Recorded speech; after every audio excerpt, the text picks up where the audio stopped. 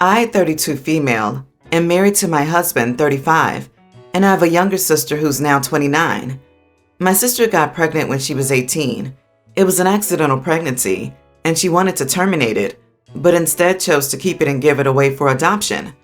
Before she gave birth, I considered adopting the kid and made sure my sister would be okay with it, and she was extremely happy. Finally, she gave birth, and we did all the legal paperwork to adopt the kid. The kid would still meet my sister, but as her aunt, it is a girl. The kid is now turning 11. In all those years, we've never had an issue with our family dynamic. My sister also expressed that she's not fit to be a mom and has been open about staying child-free. She's been a great aunt to my daughter, and we all have a healthy family relationship. I also found out 6 months ago that I'm pregnant with my biological kid. I always wanted to be a mom. That's why I adopted my daughter, and now I'm also pregnant. My husband and I are more than excited that our family is growing and we'll be able to give our daughter a sibling. Since I got pregnant, my sister's stance has changed. She tries to spend more time with my daughter and introduced her new boyfriend to my daughter, which she's not done with any other boyfriend of hers. She's been dating that guy for less than a year. I don't want to get into many details, so straight to the point. My sister claims that now that I'm expecting my biological kid, she wants her daughter back. I was shocked to say the least, and I told her that was not going to happen. My husband and I legally adopted the kid, and she's grown up with me as her mother. She claims I stole her kid by taking advantage of her young age when she got pregnant, and I reminded her that giving up the kid for adoption was her own choice. She wants the kid back and demands to act like a mother. She's also told the truth to her boyfriend and claims we manipulated her into giving up the kid, which was not the case at all. Her boyfriend is willing to help her in legal battles to get the kid back. She's also threatened to tell the kid the truth unless we do as she says. Legally, there's nothing she can do, but I don't want my kid to be traumatized by revealing the truth, especially that way. My husband and I are threatening a restraining order. My parents called me the idiot for threatening a restraining order against my sister and said I should sit down and listen to what she has to say, because she's my sister after all. My husband and I are unwilling to back down as protecting our kid and family is our priority. My parents say my sister should have equal rights to her kid as we have, and we should compromise. Am I the idiot? Not the idiot. You are that child's mother in every respect, other than biologically. Therefore, your sister and your parents are way out of line. But it seems that you're going to have to tell your daughter that her favorite aunt is her biological mother sooner than you had planned. It's much better if you and your husband tell her than if your sister does so, because it allows you to preempt her lie. Also, it removes her blackmailing you through that threat of telling her. Not the idiot. Restraining order sounds good to me. She's threatening to tell the kid something, rather than advocating it's the right thing for the kid to know in general, regardless of any actions by OP. Means she's open to emotionally traumatizing the kid as a weapon, rather than looking out for the kid. Tell your kid the truth. Explain what's happening at a high level. Look up how to go about this. Be prepared to pair it with family and individual therapy for the kid. Don't let your sister blackmail you. Take away her ammo by protecting your kid up front. Then you can litigate without a sword hanging above your head. You'll easily win this case, but take steps to ensure in the meantime your kid isn't collateral damage. Everyone's the idiot here. First of all, tell your kid. She'll be traumatized when she finds out you lied to her for her entire life. Your sister is trying to leverage the adoption because you have not done due diligence to tell your child about her adoption before now. Your sister is willing to ruin her child's life after she decides not to be a part of it. Your daughter is the only one who has no clue what's going on. Yes, all of the yes. They have left themselves open to this by not telling their daughter. It's not a secret when the whole family knows. OP and her husband messed up by not being open with their daughter. I won't be surprised if the daughter acts out or says she wants to go be with her real mom. She's just about to hit puberty, and that is a tough time even without adding something like this to the mix. One correction. Sister did not decide not to be a part of her child's life. OP said sister remained a part of the kid's life as a loving aunt. In some ways, this makes this even harder. I bought my husband a puppy last year. He had wanted one for years, and we were finally at a point financially where we could take on the responsibilities of a dog. He cried. It was a bittersweet moment. My husband is obsessed with this dog.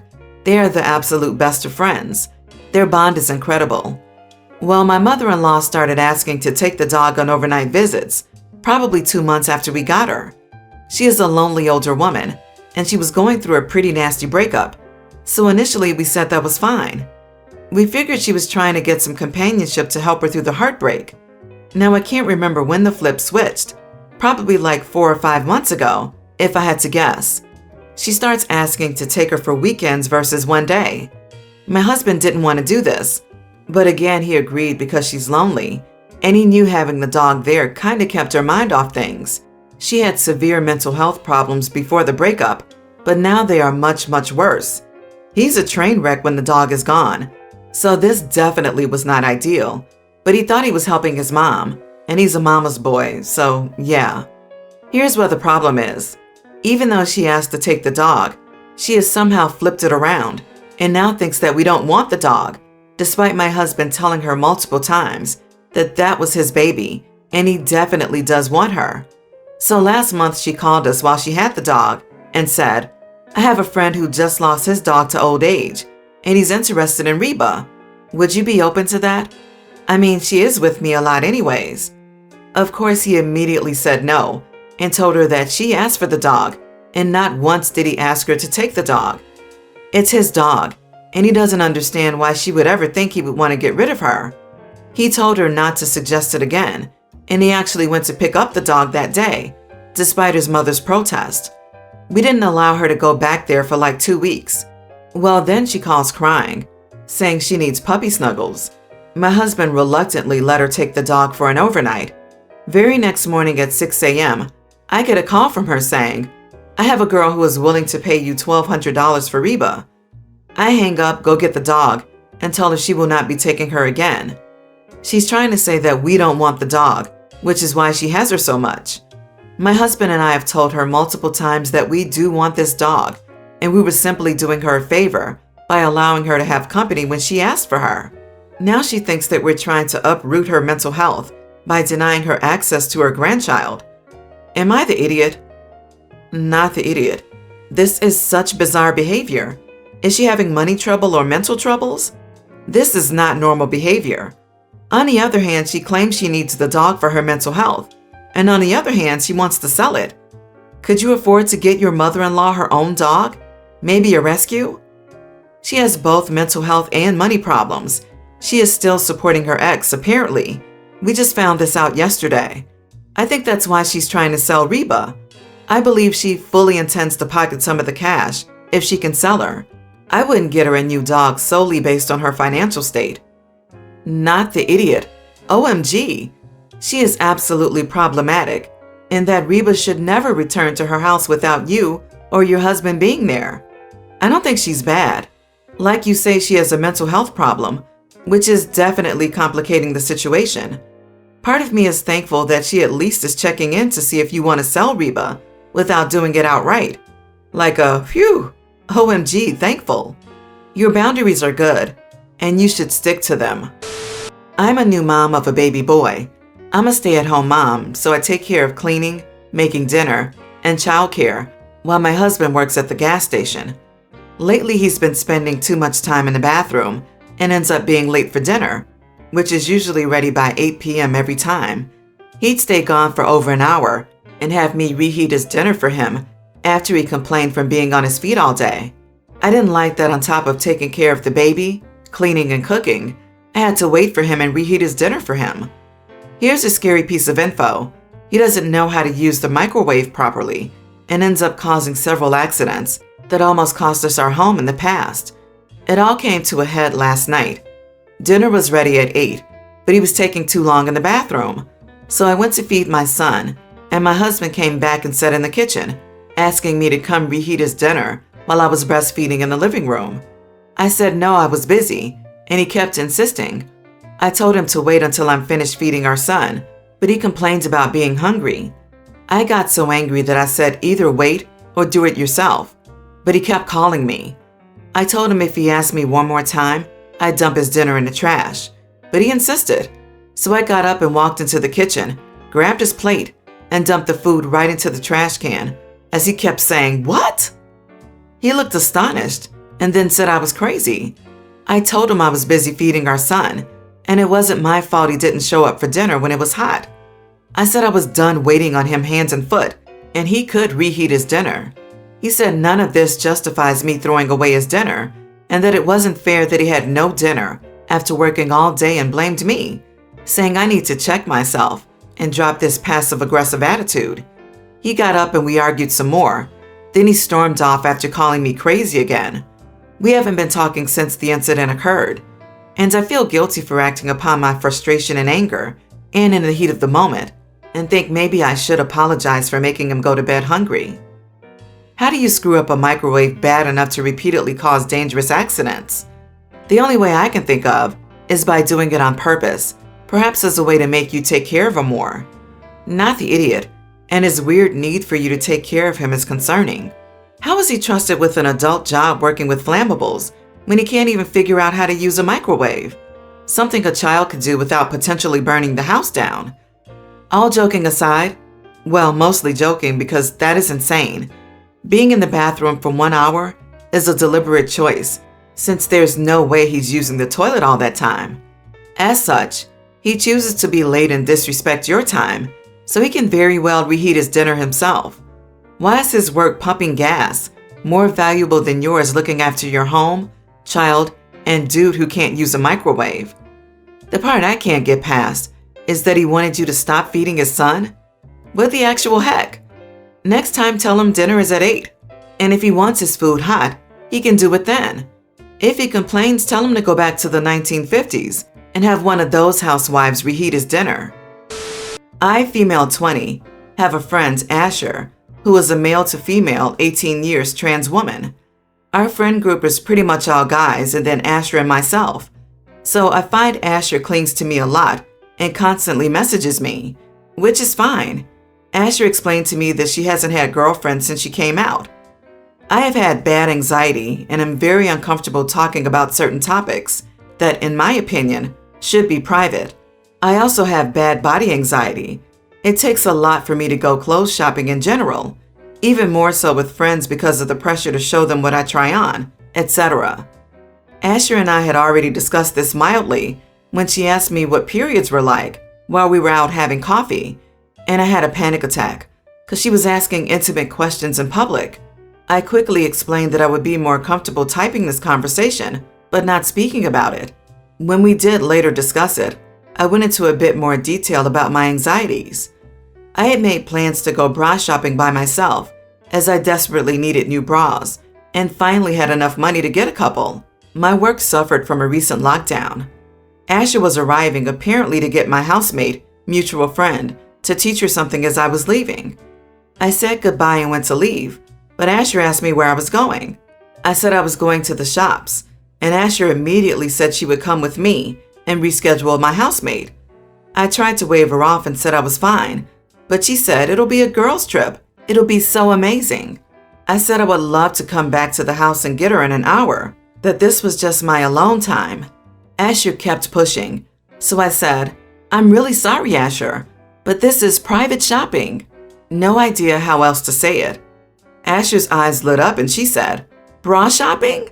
Yes, I need to learn how to do this. Let's go. We can share a cubicle. I shook my head and I told her I wasn't comfortable with that and that I would have enough trouble doing it alone. It would be worse with anyone else, and trailed off because I wasn't sure what else to say. Asher's eyes narrowed and she said, it's because I'm trans, isn't it? When I tried to say no, she brought up the fact that I once went with my cousin Laura. She only knows because she ran into us with the bags. I tried to explain that I'd known Laura since I was 2. That was different, and we did not share a cubicle. Finally, Asher told me I'd pay for my phobia and left. So, am I the idiot? Not the idiot. Your friend is insane, and she has no claim on your time. She wants you to respect her trans status. She's right to expect that, and you do. Now it's time for her to respect your boundaries and anxiety issues. Her comment about sharing a cubicle, then her reaction, basically amount to a demand that you expose yourself to her. It's not your fault that she doesn't have other women friends. She should go make more. What she been doing to you would wear on anyone. Not the idiot. I don't like going bra shopping with people, not even my own sister. It's just weird. It sounds like your friend does not see you as her friend, but a woman who can teach her how to do woman stuff. I know the feeling. I used to get excited when I thought I made new friends, only to realize later that they were using me to learn ASL for me. After that, they didn't care about being friends at all. Not the idiot. And I was tempted to say, consider getting this person out of your life or going low contact. A couple of red flags popped up while reading your post. But honestly, the part at the end where they said you would pay? Holy smokes! A friend does not threaten you. Never mind the rest of the boundary crossing behavior they have already exhibited. Get this individual out of your life ASAP. I was on a roller coaster, I guess if you can consider it that. It is one of those water rides that have tracks to pull it up. So anyway, the boat fits like 6 people in it, and I was with a family of 5, so I was in the back. And when we were going up to the top, they asked me to duck down as we're going straight down. There would be a photo, and they wanted a family photo. I'm not sure if it's against the rules. I think I would have been safe if I did it, but I just didn't want to, and I felt like I shouldn't have to duck for them, so I said no. The parents kept arguing with me, telling me to duck so they could have their family photo, and they called me a spoiled brat. I told them to go kick rocks, and then we started going down. This is where I may have been the idiot. I flipped off the camera and made a funny face with my tongue out. Holy crap, when they looked at the photos, they were livid, saying I ruined their opportunity to have a nice family photo. They asked where my parents were, and I told them to get lost. Their kids were just laughing their butts off, and I'm not sure if they bought the photos or not. The dude who operated the photos said I was immature, and I needed to grow up. So, am I the idiot? Not the idiot. You should have considered asking them all to duck down because you wanted a solo portrait, and they were ruining it for you. Jesus Christ, if you're going on an amusement park ride to get a nice family photo, you're just an idiot. That was rude of them to ask you to duck down. Plus, this is the digital age. If you don't want a stranger in the background of a ride picture, pay someone to Photoshop them out. It would never occur to me to tell a stranger to duck. They were idiots. But flipping people off in a family photograph that isn't even your family is a bad move. Regardless, you enjoyed being an idiot. You know you did. I wouldn't worry too much. If these people were asking where your parents were, you were underage. Repeatedly arguing with a child when there's a group of you is bullying.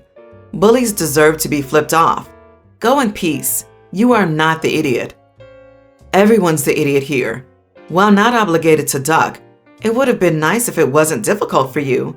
But you didn't, and that wouldn't have ruined the photo, which made them idiots for how huffy they got when you said no. But you're definitely also the idiot for flipping them off in the picture. Their rude behavior doesn't excuse yours. LMAO, not the idiot. They sound super entitled, and you're funny. There wasn't much wrong with them initially asking. Who knows, you might have been happy to do it. But once you said no, that should have been the end of it. Imagine feeling so entitled, they think it's okay to spoil your ride for the sake of their photo. Some might even say you were mildly TA for pulling the finger. But honestly, it was justified from the way they reacted. And if they did suck it up and buy the photo, they'd probably find the memories quite entertaining when they look back in years to come.